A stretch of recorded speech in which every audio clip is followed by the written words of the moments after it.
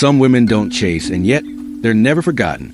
They are remembered not for what they gave, but for what they never surrendered. Their mystery, their silence, their refusal to shrink in the name of love.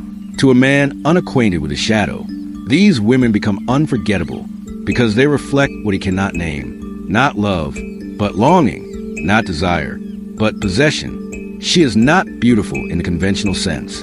She is beautiful in the way a storm is beautiful, powerful still and slightly dangerous. She does not seduce through words, but through restraint. She doesn't reveal herself too quickly because she knows value deepens with mystery. She is not desperate to be known because she already knows herself. This kind of woman doesn't need validation. She offers reflection. And that is where it all begins. A man obsessed is not in love. He is at war with his inner self.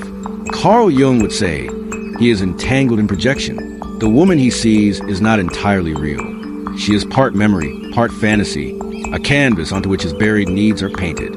She is his anima, the feminine aspect of the psyche. And in her presence, he feels the thing he never let himself feel, vulnerability. So he chases her, not because she is his answer, but because she is his mirror. He hides the first thing most fiercely, the loss of control. He doesn't want her to know that her silence shakes him more than another woman's affection. When she pauses in reply, when her gaze lingers and then looks away, his certainty fractures. It's not her body he obsesses over. It's her power, a power she never flaunts, but carries like a crown only she can see. A phone lights up, a message is sent.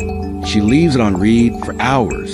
Not as a game, but as a ritual of self-possession. On the other side of that silence, he replays everything. The last text, her last look, her laughter, was it real? He hides anxiety under sarcasm. Or worse, detachment. But inside, the storm has already begun. He hides his need for her, because men are taught to want, not to need, to chase, but never to surrender. And yet, in the stillness of her presence, he feels something rise. Not desire, but craving. The craving to be seen, to be known beyond the armor, to be forgiven for his hardness, and held without question. But he cannot ask for that, so he hides. He hides his shame. Not the shame of failure, but the shame of feeling too much.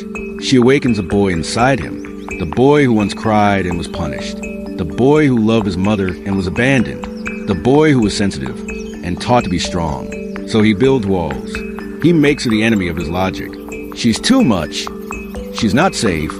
She's playing games. He reduces her mystery to madness, so he doesn't have to face the chaos inside himself. The feminine is not here to soothe his ego. She is here to confront it, in her presence. He is no longer a man who wins. He is a man who feels. A man who remembers what he buried. This is why obsession is born. Because the woman no longer exists as a person. She becomes a myth, a symbol of the part of himself he lost. And myths are not loved. They are worshipped and feared. He hides his jealousy behind silence. He sees her smiling at someone else, a friend, a stranger, even an idea, and suddenly he feels invisible. Not because she wronged him, but because she's not his. And somewhere deep inside, he knows he can't own her. And that is unbearable. So he punishes her in subtle ways.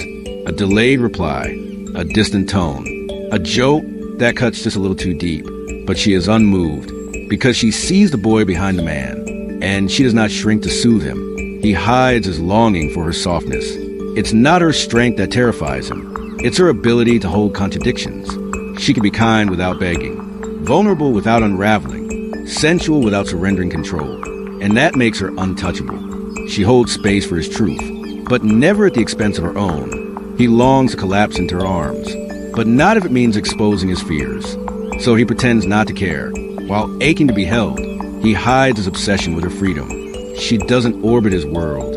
She has her own, and he is merely a visitor.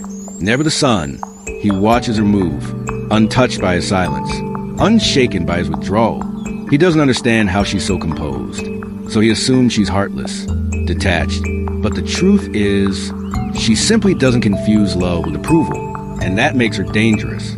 What he hides most is his fear that she will walk away, not in anger, but in stillness. No door slammed, no closure text, no breakdown, just the quiet certainty of a woman who chose herself, not to punish, but to preserve.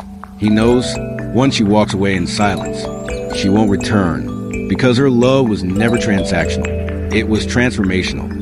And transformation never begs. Detachment is not cruelty. It is clarity. The empowered feminine does not withdraw to manipulate. She withdraws to remember who she is. She understands the sacred art of walking away, not to hurt, but to heal. And in doing so, she becomes unforgettable, because a woman who chooses herself leaves behind more than memories.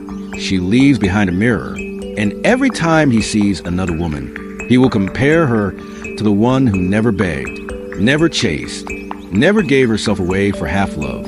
Jung said that until you make the unconscious conscious, it will rule your life, and you will call it fate. This obsession is not fate. It is an invitation to meet the shadow, to own the projection, to walk the path of individuation. But that path is not for faint, and it's not the woman's burden to walk it for him. She is the catalyst, not the curer, the reflection, not the remedy. Let him ache, let him wonder, let him sit with the silence she left behind. Because the woman who walks away in silence isn't weak. She simply sees more.